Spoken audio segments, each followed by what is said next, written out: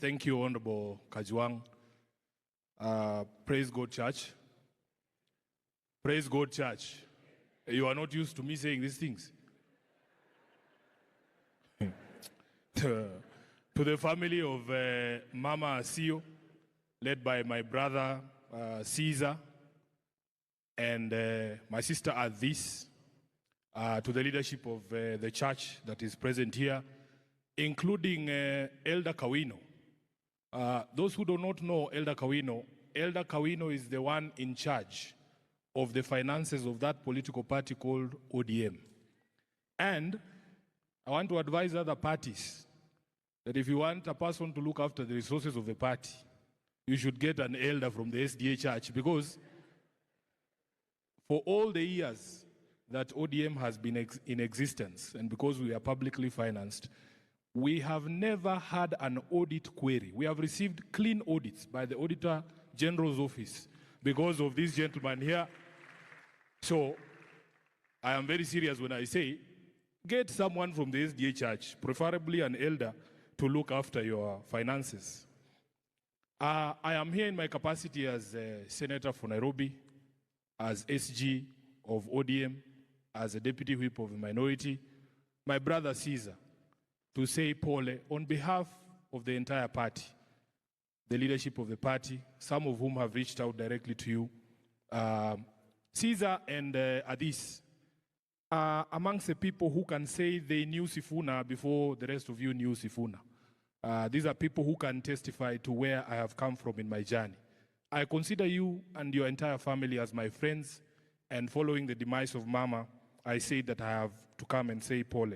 I may not be able to join you on Saturday, but I want you to know that we are together. I will leave this service, I think the right word to use is incited, by the life of Mama. I have read through this beautiful eulogy of hers about the story of her life, and it has reminded me of the things that we are having conversations about even today, about the centrality of values in every discourse, and that you can never ever compromise your values. She has taught me to challenge established norms. She was a challenger of established norms about the place of women. If you go to page 2 here, and the Senator for Homa Bay has alluded to it, that in fact during her time, women were not allowed to study math and English.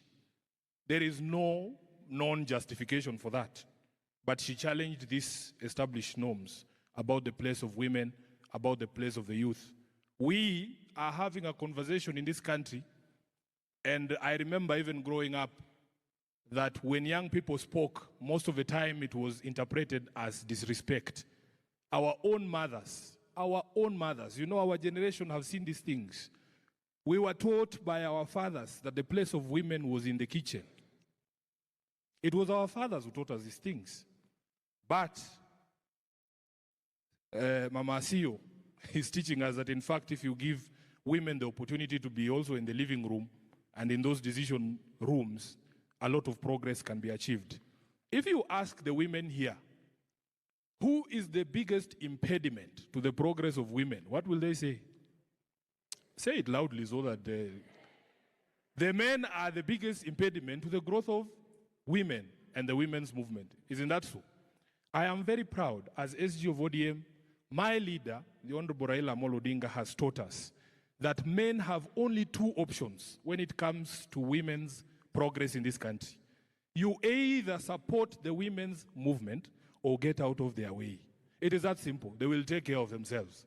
So, if you look at all these beautiful women seated here, and powerful women seated here, we have taken deliberate action as a party. Millie Odhiambo, you can bear me witness that all of you in the 2022 elections were handed direct tickets.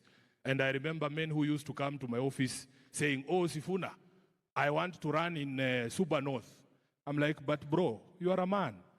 There is no way the party is subjecting Millie Odhiambo to primaries against a man. If you want to run in Mbita, in her constituency, can you please be of the same gender so that we can subject you? Because There's a reason, and Honorable Kawino is here. We want to grow the numbers of women leadership in this constituency.